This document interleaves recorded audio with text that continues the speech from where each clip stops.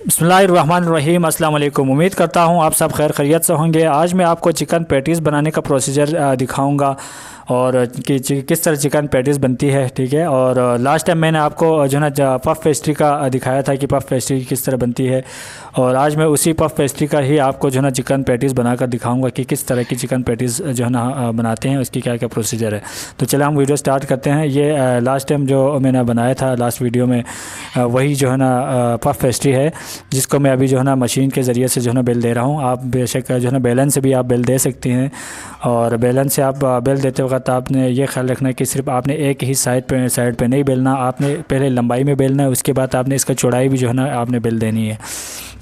और बेल देते वक्त आपने जो है ना मैदे के भी बीच में जो है ना हल्का फुल्का इस्तेमाल करते रहना, ऊपर भी नीचे भी, ताकि जो है ना कहीं चिपके भी ना, ठीक है, आपके लिए आसानी हो।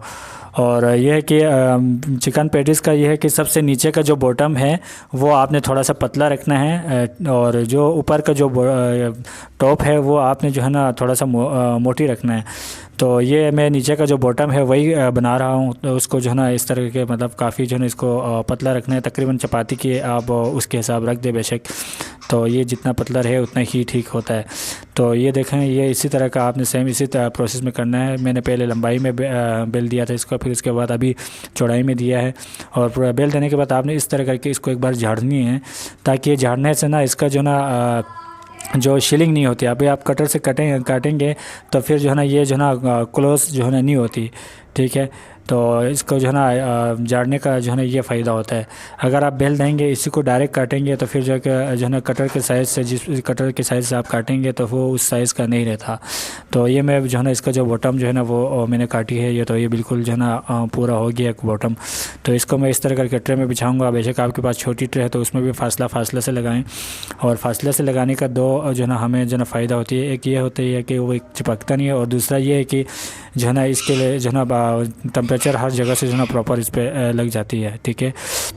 तो आपने जब बॉटम जो है ना ट्रे के अंदर आपने जो बिछाने के बाद जो है ना उसके बाद इसके ऊपर जो है ना आपने इस तरह करके एक वॉश करनी है, ठीक है। और एक वॉश जो है ना सिर्फ मुकम्मल अंडे की है, और इसमें जो है ना अंडे की जर्दी नहीं या सफ़ेदी नहीं, ये नहीं वो नहीं है, पूरा ये मुकम्मल अंडा है। अंडे को आपने फेंटना है, फेंटने के बाद आपने डायरेक्ट ही सिंपली ऊपर लगानी है।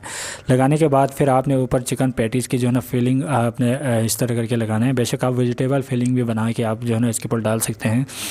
तो अगर आपके जो है ना पैटीज़ का जो है ना आपने फिलिंग का अगर आपको रेसिपी को अगर किसी को अगर तो तरीका चाहिए तो मुझे कमेंट्स में लाजमी बताएं, ताकि मैं नेक्स्ट वीडियो आपको जो है ना चिकन पैटीज़ की फिलिंग बनाने का दिखाऊंगा।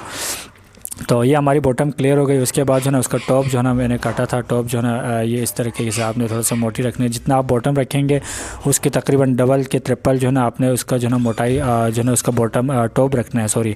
तो टॉप आप जब रखेंगे फिर उसके बाद आपने कुछ इस तरीके से आपने ऊपर जो है ना लगाना है। तो लगाने के बाद फिर आपने किसी छोटे जो है ना एक साइज़ का आप कटर भी लें, तो उस कटर की जो है ना मदद से आप उसको ऊपर इस तरह कर दबाएंगे। ये दबाना सिर्फ डिज़ाइन के लिए नहीं है, बल्कि जो है ना ये इसकी जो है ना साइडें मुकम्मल तरीके से बंद करने के लिए जो है अगर ये ना दबाया जाए तो फिर ये साइड खुल भी जाती है। जब आपके पैटीज़ जब फूल जाते हैं तो ये साइड से खुलता है, तो आपकी चिकन पैटीज़ का फिलिंग भी नज़र आ जाता है और पैटीज़ भी टेढ़े हो जाते हैं। तो इसलिए ये जो है ना दबाना लाजमी होता है। दबाने के बाद फिर जाके हम इसको ओवन की तरफ लेके जाएंगे। 180 टेम्परेचर पर 30 मिनट लगाएंगे। 30 मिनट बाद इसकी जो है ना ये ऊपर से कलर इस तरह आया होगा, और बेहतरीन किस्म का जो है खूबसूरत सा पैटीज़ आपके सामने ही है। तो ये रही चिकन पैटीज़ की जो है ना बनाने का तरीका आज हमने सीखी। और इसी के साथ मुझे इजाज़त दीजिएगा। अपना बहुत सारा ख्याल रखें। अल्लाह हाफिज़।